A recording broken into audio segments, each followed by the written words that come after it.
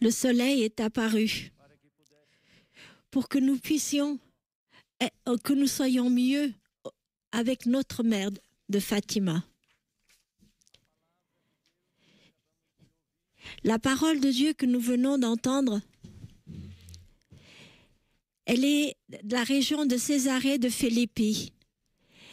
Et là, il demanda à ses disciples, « Qui dit les hommes qu'est le Fils de l'homme ?»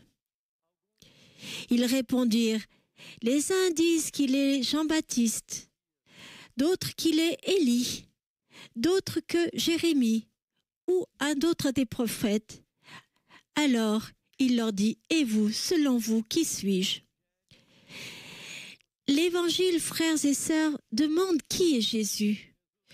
Jésus, avant de demander ce qui signifiait pour ses disciples, commence par la question « Qui disent les hommes qui je suis ?» Il trace un chemin avec eux. Pour les hommes, qui suis-je? Il ne veut pas que ses disciples répondent à la question avec des formules déjà préparées, citant des personnages célèbres de l'histoire du peuple.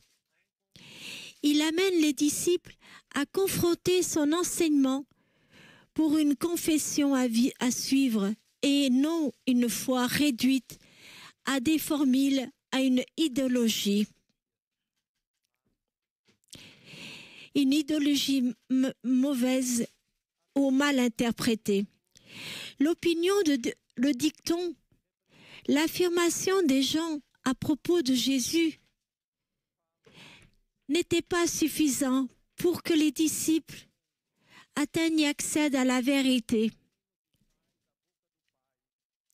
Au chemin qu'est Jésus, la réponse des autres ne les a pas amenés à des adeptes appartenant à un nouveau commandement, à une nouvelle façon de vivre. La confession de foi, l'accès à la vérité, au chemin qui était Jésus. Tu es pierre, et sur cette pierre, je construis la maison. La confession de foi résonne de la bouche de Simon-Père, qui représente toute l'humanité. Il a parlé, mu par la chair ni par le sang, mais par le souffle divin qui sort de la bouche du Père. Qui est le Christ, le Fils de Dieu? C'est de l'inspiration. Tu es pour moi le Messie. Tu es la pierre, tu es pierre, sur ces rocs je bâtirai mon église. Sœurs et frères, Jésus demande à chacun de nous, qui suis-je pour vous? Qu'est-ce que je représente dans votre vie? Il nous cherche avec la question, qui suis-je pour vous? Et parce que nous sommes troublés par la question et que nous répondons, tu es pour moi le Messie, le Fils de Dieu. Dans cette confession et cette profession, nous sommes la communauté de foi. Nous formons le peuple de Dieu qui rend visible le royaume de Dieu. Dans cette confession, nous sommes chrétiens, nous sommes catholiques. Être disciple de Jésus naît de la recherche que Jésus fait pour chacun de nous et de réponses que nous offrons avec notre vie. Il est le Fils de Dieu pour nous. Jésus désire et attend les disciples d'hier et d'aujourd'hui, de chacun de nous, que nous établissions une relation personnelle avec lui et que nous l'accueillions ainsi comme le centre et la raison de notre vie. Il propose une rencontre personnelle. Il attend donc une réponse de vie personnelle, une confession personnelle. Comme nous le rappelle le pape François, Jésus pose aujourd'hui à chacun de nous cette question très directe et confidentielle. Selon toi, qui suis-je? Pour vous, qui suis-je? Qui suis-je pour vous? Nous sommes, le pape François, il dit dans son propre cœur, tu es la lumière que le Père nous donne. le Père nous donne de connaître son Fils Jésus. Et il peut aussi arriver que nous, comme Pierre, disons avec enthousiasme, tu es le Christ. Et en lui, nous sommes trouvés par un seul amour. Aimez-vous les uns les autres comme je vous ai aimé, dans l'amour, le don, la délivrance, l'offrande, la générosité, sans mesure, les soins, sans prétention et gratuits, sont des manifestations de notre foi en Jésus qui génère la vie et féconde. En Jésus, nous percevons comme la vie prend un sens, comme l'horizon s'élargit, comme nos relations deviennent plus matures, comment notre vie a du goût. On se rend compte que l'amour est pour les autres. Tout le reste n'est qu'égoïsme qui étouffe. Dans le Fils de Dieu, nous voyons que l'amour est liberté, qui nous rend plus humains, remplis de l'Esprit Saint. En elle, notre maternité et notre paternité deviennent fécondes et dynamiques. Elle enrichit et renforce notre famille, vivant en communauté, et nous amène à transformer la société en fraternité. Avouer que Jésus est le Messie, c'est vivre d'un amour véritable, clair, transparent, translucide, d'un amour d'éternité. En confessant et en suivant Jésus, il n'y a plus que l'amour libre. On y réalise que les croix de notre quotidien nous transforment, nous transfigurent. En lui, nous sommes attirés par le mouvement amoureux, la gratuité, même la séparation, la construction, la trahison, la perdition. Suivant les paroles de l'apôtre dans la deuxième lecture, rapprochons-nous de Jésus, pierre vivante, rejetée par les hommes, mais choisie et précieuse aux yeux de Dieu, comme des pierres vivantes. Dans les familles, dans les communautés, dans les paroisses où nous vivons, soyons des pierres vivantes, témoignons de la vie de Jésus, proclamons l'évangile du royaume, de la joie de l'Évangile. La joie de l'Évangile qui remplit nos cœurs et toute notre vie parce que Dieu est venu à notre rencontre. À la naissance de la Vierge Marie et que Jésus l'a confiée comme notre mère. Chaque personne a le droit de recevoir. Annonçons. Nous sommes comme Pierre que nous annonçons, proclamons qu'avec Jésus-Christ, la joie et l'espérance renaissent sans cesse. Transmettons à nos enfants et petits-enfants la beauté de l'évangile de la vie avec Jésus. Proclamons les grandes actions. Que celui nous a appelés des ténèbres à sa merveilleuse lumière. Portons l'évangile à ceux qui ne connaissent pas Jésus-Christ, à ceux qui cherchent Dieu en silence.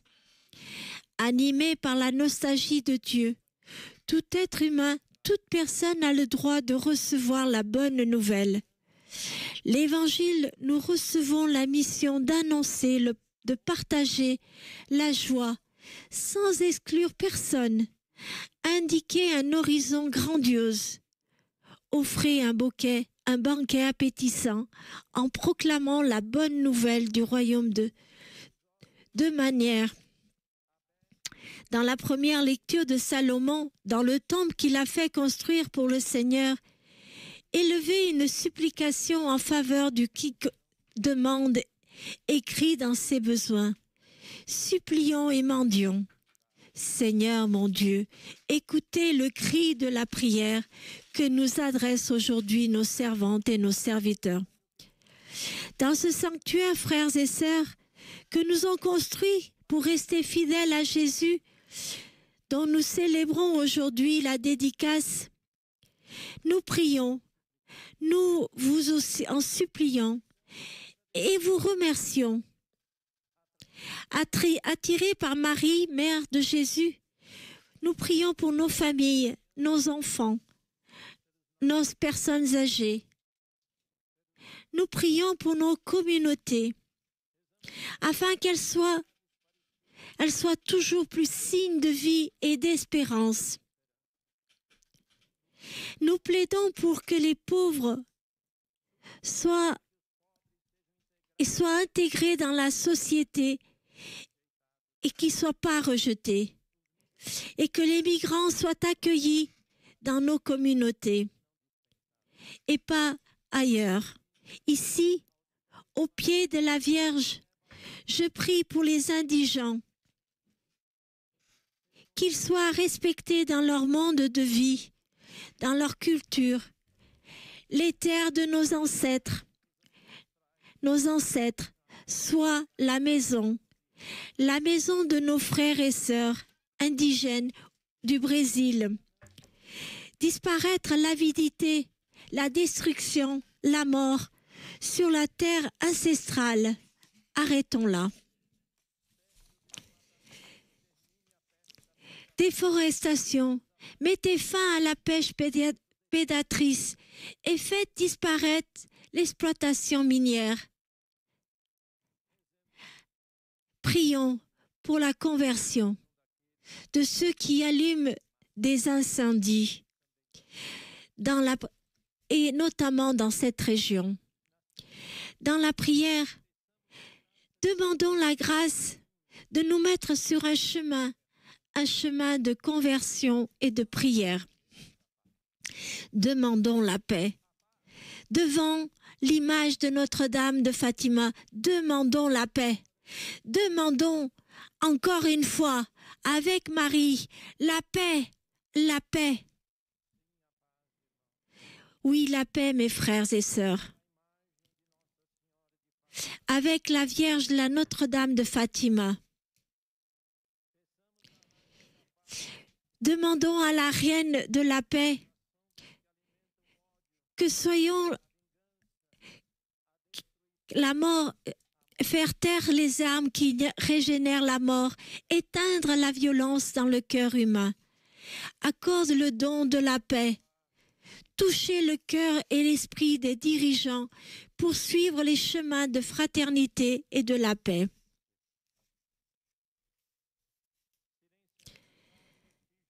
Faites que le silence des armes qui dirigent la mort, l'être humain, que l'être humain concède le don de la paix, que chaque gouvernant et qu'on ait de la fraternité les uns pour les autres.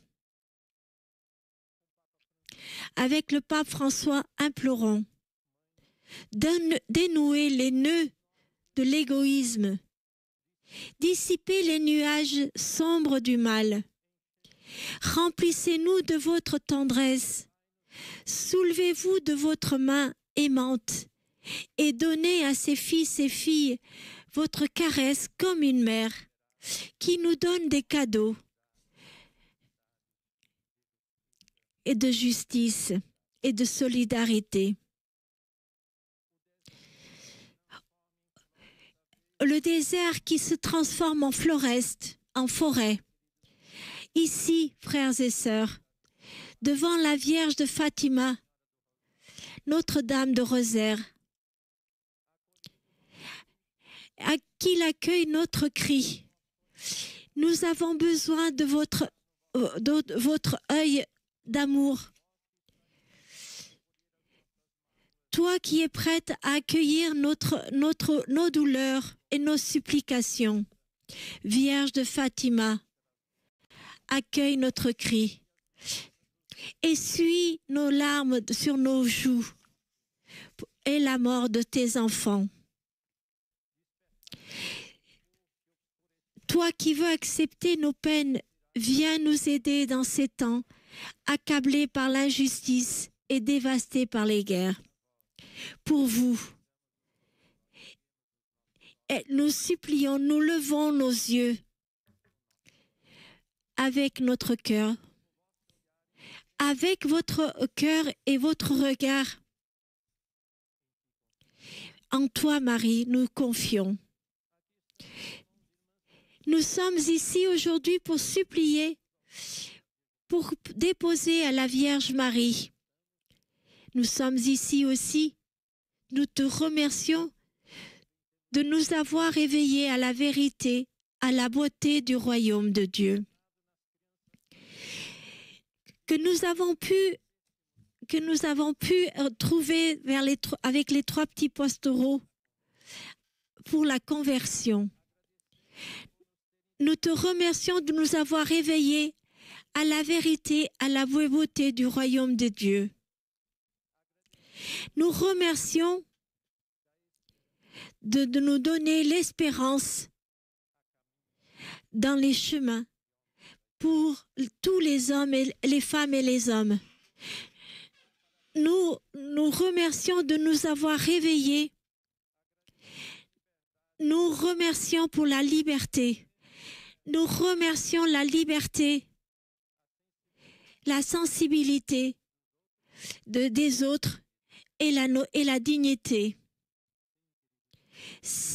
Oui, frères et sœurs, nous remercions et soyons unis.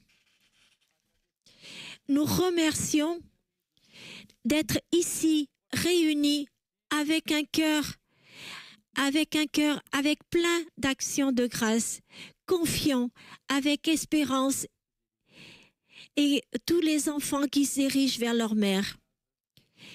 Quand nous retournerons dans nos maisons, nos communautés, dans nos maisons, que notre vie soit illuminée avec l'espérance. Amen.